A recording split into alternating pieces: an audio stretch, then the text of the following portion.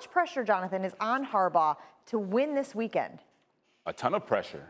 Going back to that stat, 0-6, when he was at Stanford, he won 8 of those games as an underdog. And frankly, that's what put Stanford on the map. And we said, well, who is this guy that's coaching this Stanford team?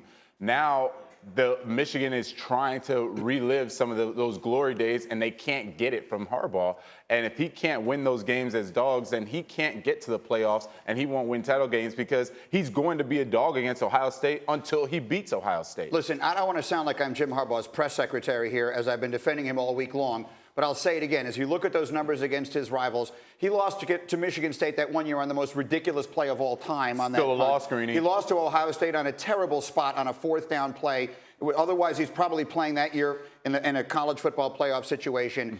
I think that the struggles of Jim Harbaugh have been to some degree overstated. He is a coach that I think 95% of the schools in the country would scream to get. And the notion that there is pressure on him is a relative term. There's external pressure. He could go 0-12 and he's not getting fired. So. Okay. You know, the threat of firing is where real pressure comes from. I don't think he has that. I understand what people are saying. He needs to win a big game. He needs to win a conference and get into the Final Four to justify all of the hype. But my prediction, for whatever that's worth, is that he is going to. Well, he's got a quarterback now in Shea Patterson, obviously naming him the starter at an event last week. Let's see how he does for him, because I think that's going to be a big thing. A lot of people talking about Jim Harbaugh as a quarterback whisperer. They look at what he did with Andrew Luck and why he had so much success.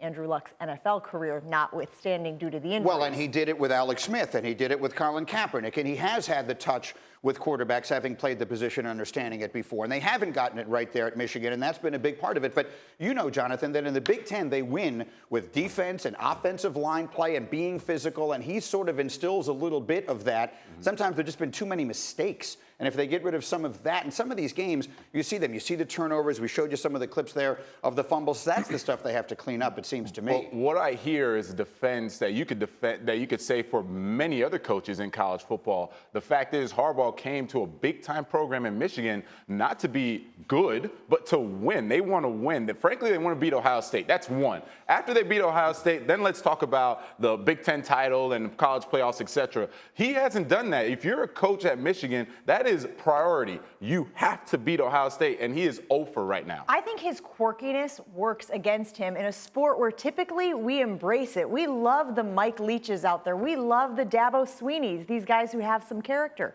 He is his own character, but because it's a little bit more standoffish, we aren't quick to kind of wrap our arms around him and give him a big hug like we are some of those. So let me ask you a question, Jen. You cover the sport every single day for us here at ESPN.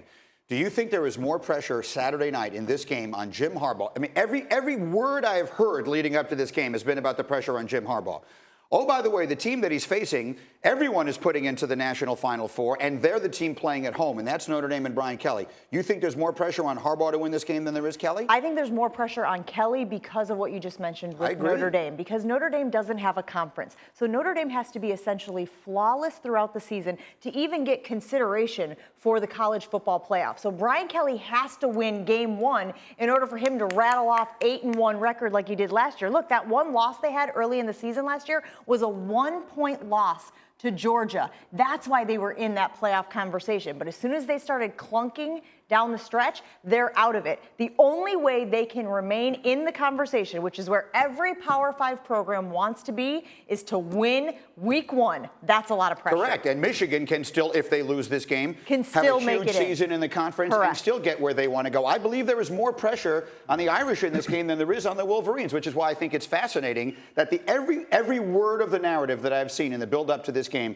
has been about the pressure on Harbaugh. Yeah, but the key thing he said was, there's more pressure on the Irish than on Michigan. We're talking about the head coaches. There is definitely more pressure on the head coach, Harbaugh, than there is to Brian Kelly right now, because Harbaugh has not produced. He's getting paid a lot of money and has not produced. Brian Kelly was under the bubble, under the fire last year. What did he do? He talked to his team, and he made sure that they were going to come out, made some changes, and was very successful. Harbaugh hasn't done that yet. We just see more quirkiness, and maybe we'll see it with Shea Patterson. We don't know. But right now, he has to win.